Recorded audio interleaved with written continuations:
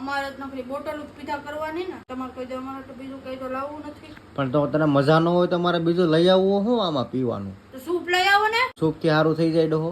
તો થઈ જ જાય. કોણ કીધું? મેં કીધું. ક્યાં મળે સૂપ? આયા એનથમ સર્કલ.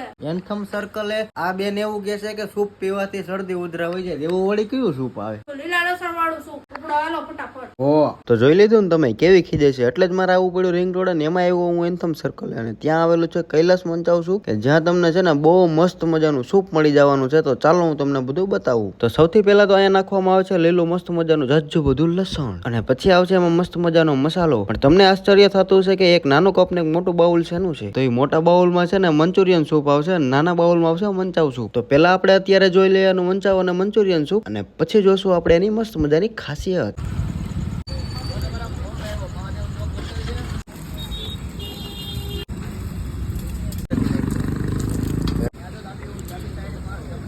સૂપ એટલે ખરેખર કાકાજી રીતે કહે છે ને કે શરદી ઉધરસ માં રાહત થાય. ખરેખર મજા આવે. લીલા લસણ થી ભરપૂર છે, પૂરેપૂરી રાહત મળે ને એવી વસ્તુ છે.